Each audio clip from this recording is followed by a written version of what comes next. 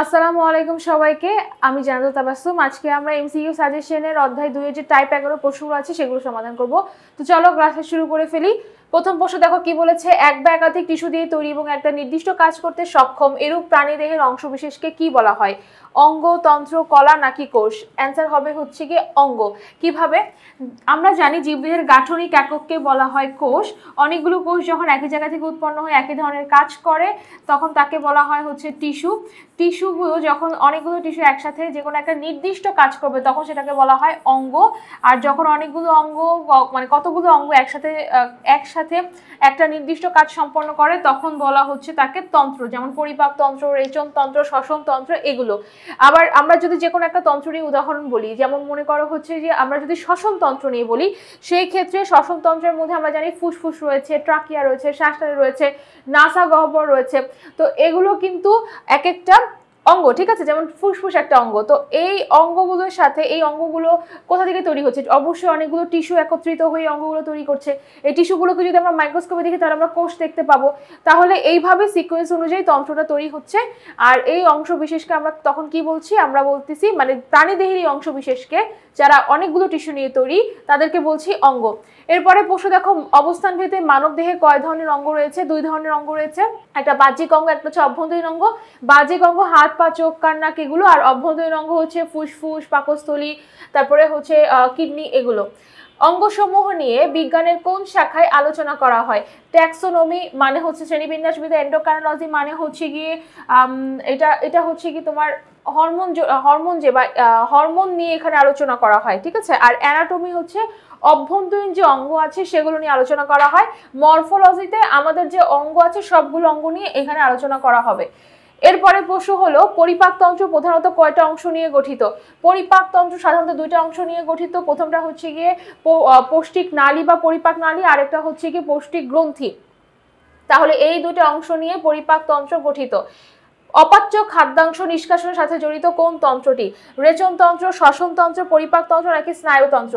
উত্তর হবে হচ্ছে গিয়ে পরিপাকতন্ত্র। কেন? কারণ যে খাদ্যটা অপাচ্য মানে যেটা হজম হচ্ছে না সেই খাদ্যাংশ দেহ থেকে বের হয়ে যাচ্ছে, এইটার সাথে কোন তন্ত্রটা জড়িত থাকবে? পরিপাকতন্ত্রটা জড়িত থাকবে। এরপরে দেখো কোনটা পাকস্থলীর পেশির কার্যক্রম নিয়ন্ত্রণ করে? পাকস্থলীর পেশি কিন্তু আমাদের ইচ্ছা অনুযায়ী সংকুচিত প্রসারিত হয় না, তার মানে এটা নিয়ন্ত্রণের জন্য স্নায়ু কোষের ভূমিকা রয়েছে।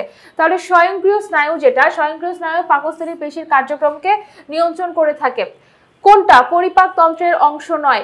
ডিউডেনাম, লিভার, ইলিয়াম, বৃক্ক। লিভার মানে হচ্ছে যকৃৎ, বৃক্ক হচ্ছে কি কিডনি রেচন তন্ত্রের অংশ, কোনো পরিপাকতন্ত্রের অংশ নয়, ঠিক আছে? কোনো পরিপাকতন্ত্রের অংশ নয়। তো এই যে রেচনতন্ত্রের অংশ যেটা বৃক্ক, এইটা তার মানে হচ্ছে আমাদের অ্যান্সার। আর বাকি যেগুলো সেগুলো কিন্তু পরিপাকতন্ত্রের অংশের মধ্যে পড়বে। এরপরে প্রশ্ন দেখো, রেকটাম কোন তন্ত্রে পাওয়া যায়? রেকটামের বাংলা হচ্ছে গিয়ে মলাশয়। মলাশয় পরিপাকতন্ত্রের সবার শেষের অংশ। মলাশয় পরিপাকতন্ত্রের সবার শেষের অংশ। তাহলে রেকটাম বা মলাশয় কোথায় পাওয়া যায়? আমাদের পরিপাকতন্ত্রে পাওয়া যায়। পরিপাকতন্ত্র যে কথা, পৌষ্টিকতন্ত্র একই কথা।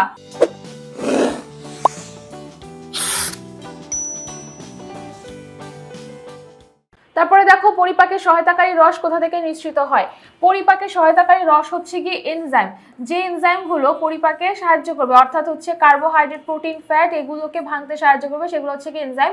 কোথা থেকে বের হয়? পৌষ্টিক গ্রন্থি বা পরিপাক গ্রন্থি থেকে বের হয়।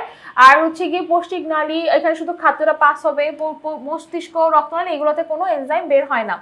দেহে শক্তি উৎপন্ন হয় কোন প্রক্রিয়ায়? আমরা 4 নম্বর অধ্যায়ে পড়েছি, আমরা যখন অক্সিজেন গ্রহণ করি আমাদের দেহে থাকা খাদ্য জারিত হয় অক্সিজেনের সাহায্যে। তার মানে এখানে কোন প্রক্রিয়া তৈরি হচ্ছে?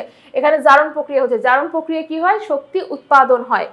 তারপরে দেখো পরের প্রশ্নটা হলো, কোন তন্ত্রের মাধ্যমে দেহ থেকে বর্জ্য পদার্থ নিষ্কাশিত হয়? পরিপাক, স্নায়ু, রেচন নাকি শ্বসন? রেচন মানে হচ্ছে কি যে বর্জ্য পদার্থগুলো থাকে আমাদের শরীরে সেগুলো নিষ্কাশন হয়ে যাওয়ার প্রক্রিয়া। তার মানে রেচন প্রক্রিয়ার মাধ্যমে বা রেচন তন্ত্রের মাধ্যমে দেহ থেকে বর্জ্য পদার্থ নিষ্কাশন হবে। নিচের কোনটি রেচন তন্ত্রের অঙ্গ? গলবিল এটা রেচনতন্ত্রের অঙ্গ না, এটা পরিপাকতন্ত্রের অংশ। তারপরে হচ্ছে রেকটাম পরিপাকতন্ত্রের অংশ। তারপরে হচ্ছে ল্যারিংস শ্বসনতন্ত্রের অংশ। ইউরেথ্রা যেটা বা মূত্রনালী এটা হচ্ছে গিয়ে রেচনতন্ত্রের অংশ হবে। এরপরে দেখো ল্যারিংস, এরপরে হচ্ছে কি ইউরেথ্রা কোন তন্ত্রের অংশ? ইউরেথ্রা একটু আগেই পড়লাম রেচনতন্ত্রের অংশ, অ্যান্সার হচ্ছে কি 4। পরের প্রশ্ন হলো ল্যারিংস কোন তন্ত্রের অংশ হবে? ল্যারিংস মানে ল্যারিংস হচ্ছে কি আমাদের শ্বসন তন্ত্রের অংশ হবে, ঠিক আছে। আচ্ছা, ল্যারিংস এর বাংলা কি?